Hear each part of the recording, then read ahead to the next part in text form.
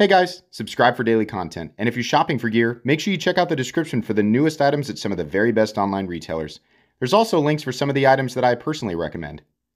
Thanks!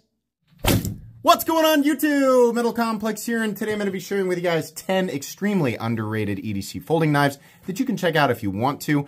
Almost everything that I'm going to show today is available right now. If it's not available right now, it will be available soon. I'll link everything down in the description. It does help my channel when you use those links, but that's entirely up to you.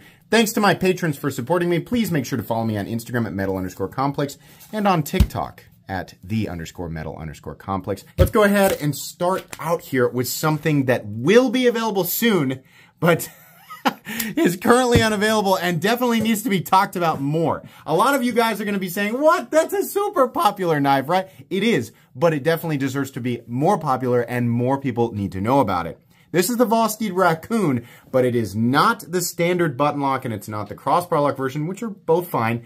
This is a top liner lock, meaning compression lock. Essentially, that is a button-operated compression lock that is the same thing as the Spyderco, or very similar to the Spyderco compression lock, which the patent ended, so this is totally okay to do. What's so special about that? The way that that tab engages, it slides up and behind, I guess is the way I would describe it, the locking face or tang of the blade. This is very secure, definitely better than a standard plunge lock, and in my opinion, better than a standard liner lock, which relies more on correct slanted geometry. Anyways, the Raccoon is a wonderful EDC profile, has a great choke up spot, has a wonderful EDC blade.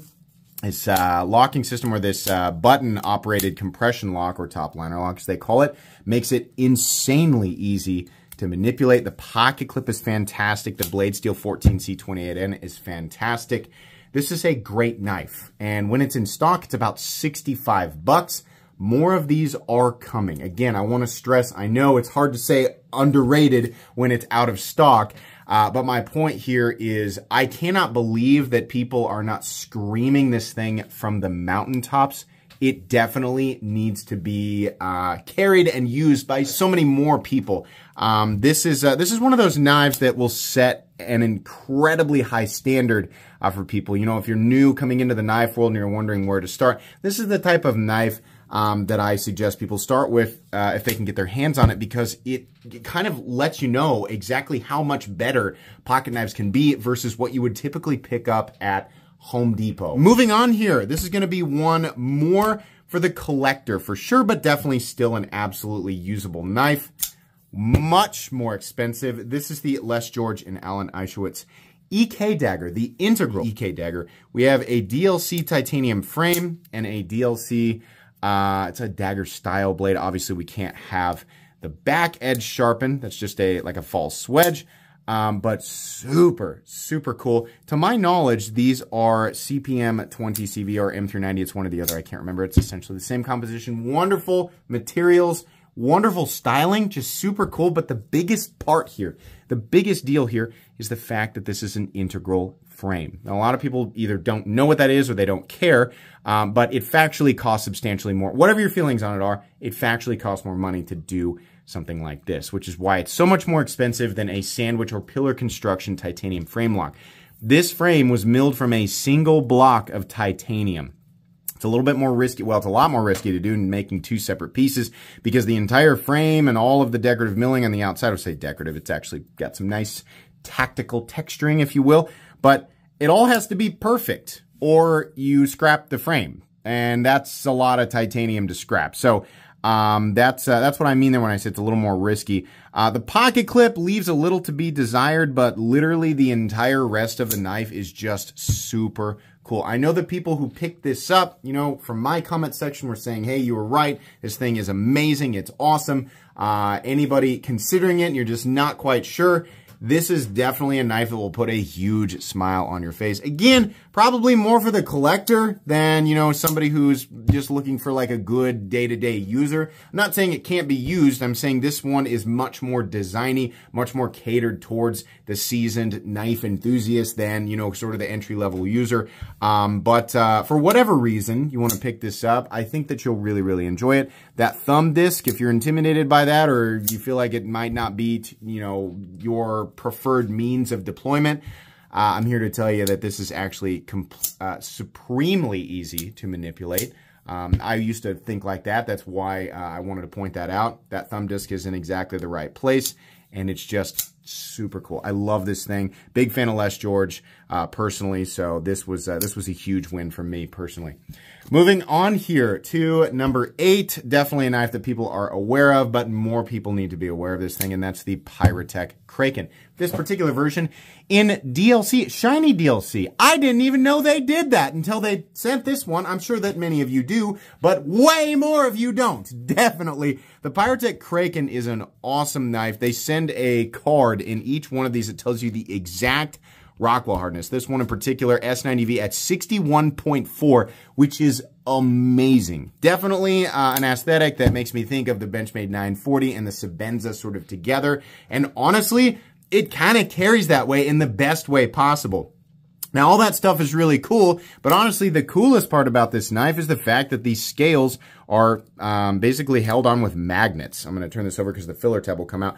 But access to the internals, access to the Omega Springs, more importantly, is super easy. If you need to add a little bit of lubrication, which I definitely recommend, it's as simple as popping this scale off, which will only come off if you lift in a very specific spot, not from, just general use, or honestly, even if it falls out of your pocket and like bangs on the ground, which wouldn't be great, but I don't think that would be enough force to actually get the scale to pop off. It takes some very specific and deliberate force. And by the way, the thing does not rattle once you put the scales back on. Access to the internals, like the complete internals, is as simple as loosening up some screws on the inside, but getting right in there to the Omega Springs is incredibly simple. I love that. And I also love the aesthetic. It doesn't show it because all the hardware is underneath the scales. There's literally no hardware showing. It's only the switches for the crossbar, right? Or I guess switches, whatever you want to call those.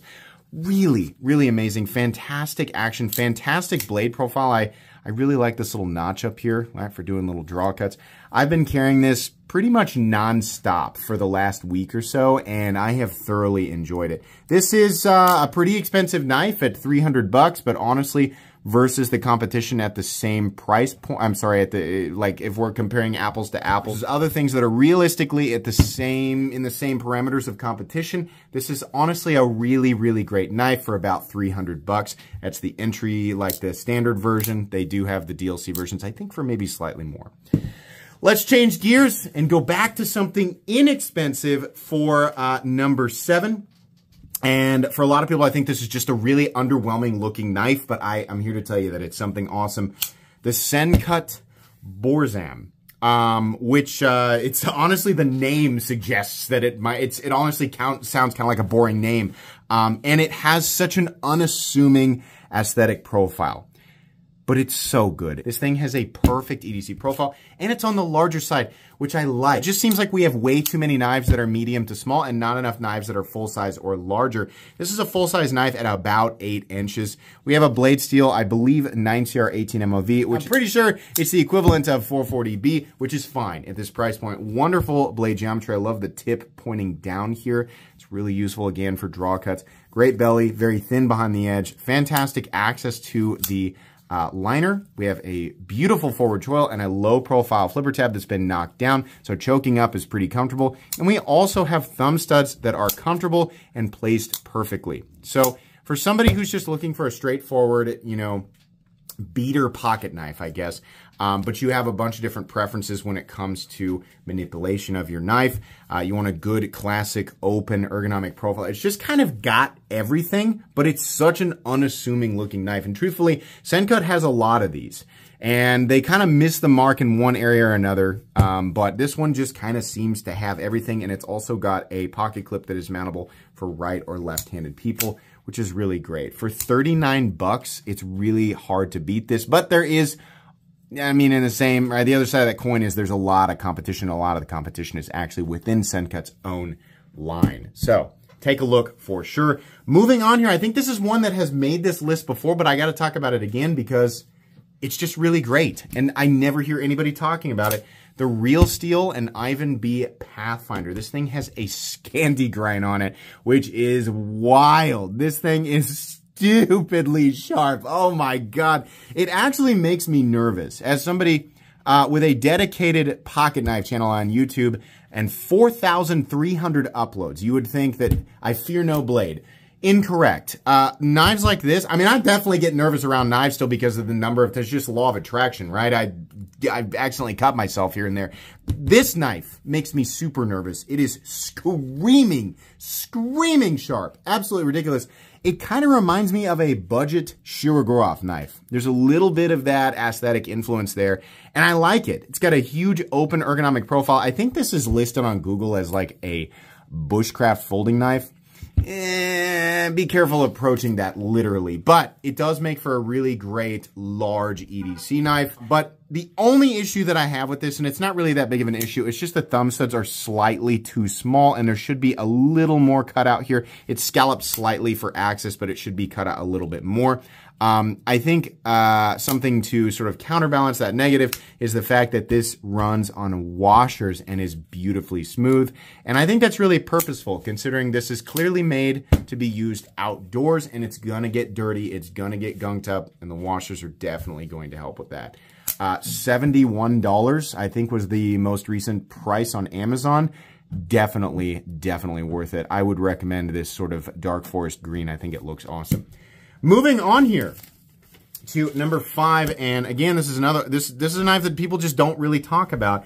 This is the Remet. They call it now the Kingfisher. It was called the Zodiac, so depending on which, it'll be linked in the description properly so you guys can check it out. But this is a super cool knife. Definitely on the more expensive side, and definitely on the more sort of stylish side. I think this is a little more geared towards the enthusiast collector, but can still definitely be used. We have a wild sort of recurve, I don't know what you want to call this, recurve sheep's foot tanto. I don't know. But I really like the highlights with the gold here. I think that's awesome. It's a great knife. M390 in titanium, and that's all, you know, fine. But the coolest part of this knife is actually in the backspacer. If you're looking at this and thinking, how do you disassemble it? Do you use a flathead screwdriver? No, you actually use the backspacer itself, which can be pulled off and used as the disassembly tool, for the pivot. Everything else is floating or just sort of pinned in there so it can be lifted up. I love this. I think this is super cool. And if you're worried that you're gonna lose the backspacer, don't. Because the way that this clips in, it's constantly like the tension of it. Here, I'll show you. Yeah, the amount of force required to get the backspacer to come off of there is quite a bit. It takes a ton of force, right? Outside of that, it's just straight up not going to come apart. So I think that's really neat. I wish that we, you know, would see that more often. I want to say that this was done with the Hinderer MP1 and maybe, was it the full track or the, I can't remember. But this idea is really cool and I wish that we saw it more often. In folding knives because it's neat. Obviously not something that everybody needs in their daily tool, which is why I say it's probably geared more towards, you know, the board knife enthusiast, which is fine. I consider myself in that category. But I do like it, and it just feels like a really slept on knife. On top of that, considering it's M390 in titanium and actually heat treated pretty well, I think $199 is actually pretty competitive if you compare out there. Moving on here to number 4, far and away the most expensive knife on this list, but it also is a fully US made knife. And personally, I really enjoy this one, and I wish that more people understood, more people would experience it so they can experience what I'm experiencing. This is the ZT0308CF. You guys know exactly why I'm going to say this one is underrated. It is extremely expensive. In fact, I don't love the price tag at $420, but as a hardcore ZT fan who really loved that 2012 to 2015 era of ZT, that was the greatest. They were the kings of the premium American production knife world. They were making huge, monster, overbuilt, just big, tactical, aggressive things. I loved that, and they've kind of pulled away from that, and it kills me. But their new, one of their best newer models that kind of makes me think of that time period is the 0308, and the standard release version of it was cool, but kind of underwhelming with the Coyote or Baked Bean G10 and the tumbled blade. I mean, it was fine. It had the big, tall blade aesthetic. It had the cool alligator textured scales. but it just wasn't quite that full, you know, ZT package that I was looking for. This one, however, the 0308CF, despite the fact that it is ridiculously expensive, is actually, it's like the full-on 2012 to 2015 ZT package with the tall CPM 20CV blade, that beautiful belt satin finish that I feel like ZT does the best job of. We have contoured and what I call alligator textured carbon fiber scales that look absolutely phenomenal. And then on the back side, we have, again, contoured and textured titanium scales for the frame lock side. The only part of this knife that I don't like is that basic ass pocket clip. Oh my God, ZT, what were you thinking putting this freaking smashed tennis racket of a pocket clip on this thing? I hate it. Everything else though, flipping action, wonderful. The actual pivot action when you're disengaging the knife, I think I spit on the blade a little bit there, sorry about that. I'm not even going to edit that out, just going to leave it in there. Ergonomic profile, all of that, wonderful. This is a knife that as soon as you flip it, right, that price tag is going to sting, but as soon as you flip it, it'll put the biggest smile on your face. Definitely geared more towards the collector enthusiast, but also would make a fantastic and very durable daily carry knife, but it'll probably be a bit cumbersome. This is definitely not a small knife, definitely on the larger side. Really cool though. For people looking for that same feeling but don't want to pay nearly as much, I have a knife for you. Number 3, the Maxace Orion. That's how I'm going to pronounce it anyway. This bad boy is full contoured titanium and Magna Cut for the blade. And I think they're doing an okay job heat treating. I don't think it's up there at 64 or anything like that, but I think they're doing a pretty good job.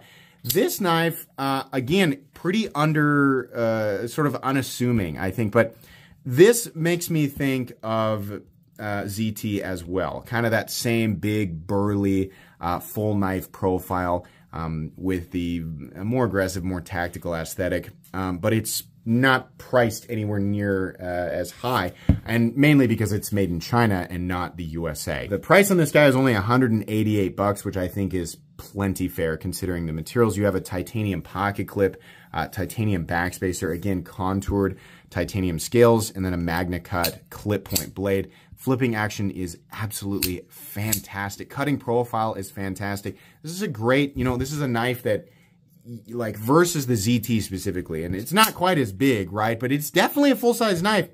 It's still $188 is not inexpensive, but if you want to carry a knife like this that gives you that sort of wide smile satisfaction from flipping it, right? That big, just feeling like you're carrying a full-size knife. You want that, but you don't want to feel, you know, like you're constantly having to protect it, right? This is $420 investment. 188 bucks is a lot easier to choke down for sure, and it's worth it. It's worth every penny. I love this knife. I think it's awesome. It's definitely slept on because of its plain aesthetic, but don't write it off as just like a nothing knife. Maxace makes a wonderful EDC pocket knife, and their machining, execution, fit and finish, all of that is top tier. Absolutely wonderful stuff. Moving on here, going back up to something much more expensive, but definitely a knife that is slept on in the Wii lineup, and that's the Peter Carey and Wii Nitro OG. Oh my goodness, this thing is wonderful. I've been talking about Wii's new magic sauce for a long time, for multiple years. Their stuff was just underwhelming. It wasn't getting any better, but the price tags were just going up. A lot of people were screaming, they should bring their prices down. They should bring their prices down. And I said, that's never going to happen. They're never going to go, all right, oh, you bunch of goons, fine. We're going to reduce the price. No, they're not going to do that. I said, instead of demanding they reduce the price, we should demand that they put more effort into their knives. And they did. I don't know if they bought new machines or if they just changed their processes. They just paid more attention to little things like design and finish work. But man, they did. I call this the magic sauce. They've been applying it to a lot of new knives. And this knife, looking super unassuming on retailers like Blade HQ, I wouldn't have guessed either. Looking at it on Blade HQ, like, great, you know, we made another drop point flipper. Man, couldn't have been more wrong. Absolutely beautiful, sort of glass blasted, contoured. It's not a real bolster, it's a faux bolster because it's part of the titanium frame, but beautiful. In contrast with that anodized blue Wii pivot there, we have the aluminum and carbon fiber mascus, whatever you want to call that. Really cool, looking like a topographical map We have the hand rub satin finish CPM 20 CV blade. Absolutely spectacular action. Oh my goodness. Wow. Do you guys remember when you'd buy a Wii knife and it would be so tight? Like, I was just like almost refusing to close or open. It was ridiculous. This is night and day. Wonderful. Now, this is obviously based on Peter Carey's, I think, the Cayman. So not an original Wii design, but definitely an authorized collaboration. The whole thing's contoured, huge open ergonomic profile, incredibly comfortable, great choke-up spot, great coordination between the index finger and thumb position. This feels really, really good.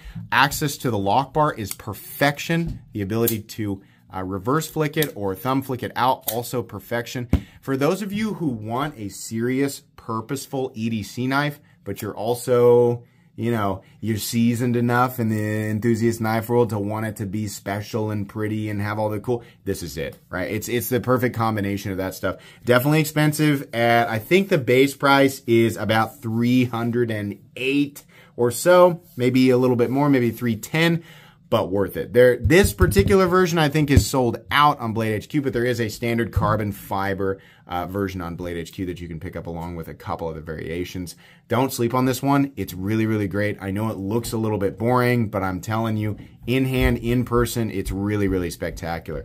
And then moving on here, I think probably the most interesting knife that people are not talking about right now is the Kingsford Nassin, or at least that's how I'm going to pronounce it. This is a collaboration. The original design is a custom piece, but this is a collaboration with Kaiser. They did a really good job with it. Number one, I love this high polished gold ano. I think that looks really, really great. And I think it looks especially good in contrast with this dark gray sort of gunmetal acidy tumbling that they did on the blade, the thumb studs, the hardware, right, the pivot. It looks so good. This is obviously made by Kaiser, and I mean that in the best way. It feels so crisp, so clean. Access to the lock bar, wonderful. You can reverse flick it. You can pre-order these things. Now, if you go to the website and you're like, it says it's $350, it's AUD. If you look at the US price, the pre-order price, which the reason I'm saying this is underrated is because there's just not a lot of people talking about it, and I honestly can't believe the pre-orders aren't sold out. It's $205, which I think is more than fair. Holy moly. And I just think, like, Kaiser does some really great stuff with their own line. They do some awesome collabs, right? But just by looking at this, it wasn't until I felt it, just by looking at it, I wouldn't have guessed it was made by Kaiser. This is very designy, very cool. And again, a great combination of utilitarian, you know, EDC elements and sort of enthusiast collector stuff. This is probably the shiniest, right? What's there? Shiniest, most enthusiast catering combination daily EDC knife on this list. It's really great. Open ergonomic profile. It's not quite 8 inches. It looks like it would be. It's about 7.75, but it carries like an 8-inch folding knife, right? Just to do a size comparison up against the Benchmade Griptilian, or in this case, the Ritter Hogue, which is an 8-inch knife. It's just falling slightly short of that, but you can see here it's making use of this area here, extending the ergonomic profile past the hand position for, you know, the Ritter Hogue. That's what makes it feel like a bigger knife. But CPM 20 CV and the gold ano, fully flat ground blade. Oh my goodness, absolutely wonderful. Highly, highly recommendable knife. It has all the other stuff that you want, including a milled titanium pocket clip. Wish that we could get a backspacer. It would have been awesome to have a backspacer that had that same sort of acid finish as the blade, but that's okay. I don't want to complain too much because it's honestly really, really spectacular. Guys, that's going to be pretty much it today. I hope you found something that you like. If you were unaware, you know, or if you were aware, maybe you're going to take a second look, because all of the knives on this list definitely deserve a second look. Please make sure to follow me on Instagram at metal_complex and on TikTok at _metal_complex. If you enjoyed this video, leave a like. If you'd like to check out my other content, I do, of course, have lots of videos of knives that are either expensive or inexpensive that I do or don't like, so check those out. And if you enjoy all my content, go ahead and click on that Metal Complex logo right there and subscribe, because there's definitely more coming. Thanks again for watching, everybody, and have a great day.